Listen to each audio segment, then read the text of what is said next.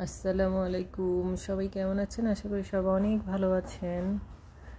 রান্না বান্না করব। রাতের বেলা রান্না করেছিলাম বোয়াল মাছ, দো পেঁয়াজা করেছিলাম, তারপর কই মাছ, পাবদা মাছ দিয়ে ঝিঙ্গা রান্না করেছি। তো এখন ওগুলোই শেয়ার করছি। এখানে কই মাছগুলোকে আগে হলুদ লবণ দিয়ে মেখে পাবদা মাছগুলো সহ এক কড়াইতে ভাজতে দিয়েছি, আর পাশের চুলায় বোয়াল মাছকে হলুদ লবণ দিয়ে মেখে ভাজতে দিয়েছি। তো তারপর এগুলোকে ঢেকে রেখেছিলাম যাতে করে সব মাছগুলোই দেখা যায় ফুটে তারপর গায়ে পড়ে, তো সেই জন্য সবই ঢেকে রেখেছিলাম। তো এখন বোয়াল মাছগুলো আগে ভাজা হয়ে গিয়েছে। তারপর এখানে 2 কাপ পেঁয়াজ কুচি দিয়ে দিলাম, দিয়ে পেঁয়াজগুলোকে বেরেস্তার মতো করে নিব। তারপর বোয়াল মাছটা রান্না করব। আর এদিকে পাবদা মাছ, কই মাছ ভাজা শেষ। তো আমি এখানে ঝিঙ্গাটা দিয়ে তারপর আদা রসুন বাটা, পেঁয়াজ বাটা, হলুদ লবণ মরিচ দিয়ে দিচ্ছি। দিয়ে তারপর ঝিঙ্গাটাকে কতক্ষণ কষিয়ে তারপর মাছগুলো দিয়ে দিব।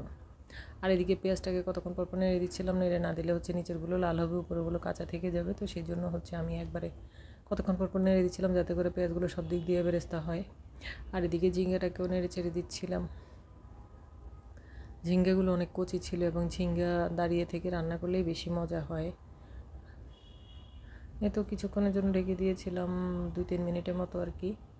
এরপর ঝিঙ্গাটাকে আবারও নেড়ে চেড়ে দিচ্ছিলাম যাতে করে ঝিঙ্গা থেকে ঝোল ওঠে। এই তো ঝিঙ্গা থেকে কিছু পরিমাণ পানি বের হয়েছে। তো এখানে আমি আর একটু পানি দিয়ে তারপর পাবদা মাছ, কই মাছগুলো দিয়ে দিচ্ছি। এই তো এখন মাছগুলো দিয়ে দিচ্ছি।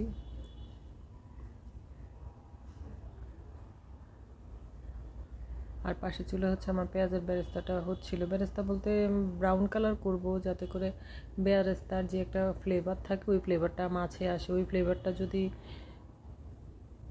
পাওয়া যায় তখন দেখা যায় মাছের তরকারি ঝোলটা অনেক মজা হয় আর ফ্লেভারটাও অনেক ভালো আসে রান্না করার পরে। এই তো আমি এখন পেঁয়াজটা বেরেস্তা হয়ে যাওয়ার পর এখানে আদা রসুন বাটা দিয়ে দিচ্ছি,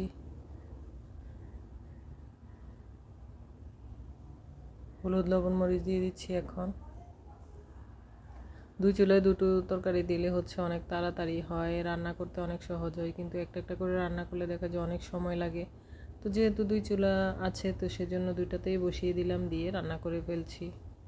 সময়ও কম লাগে, সব কিছু যেহেতু রেডি আছে তো অল্প সময়ে রান্না করার জন্য এর থেকে ভালো উপায় আর কি হতে পারে। 2 চুলায় 2টা দিলে অনেক সহজেই রান্নাটা শেষ হয়ে যায় একসাথে। এদিকে ঝিঙ্গা তরকারিটাও প্রায় হয়ে আসছে, যেহেতু যদিও ঝিঙ্গা রান্না করতে বেশি সময় লাগে না, তো ঝিঙ্গাটাও আমার রান্না হয়ে আসছিল। আর ঝিঙ্গাটা একটু ঝোল ঝোল রাখবো। এদিকে আমার বোয়াল মাছটাও হয়ে গিয়েছে, ওইদিকে ঝিঙ্গাটা চুলা থেকে নামিয়ে নিয়েছি। তো আমার রেসিপিগুলো কেমন লাগলো সবাই অবশ্যই কমেন্ট করে জানাবেন। আজকের মতো এখানে বিদায় নিচ্ছি। সবাই ভালো থাকবেন। আল্লাহ হাফিজ।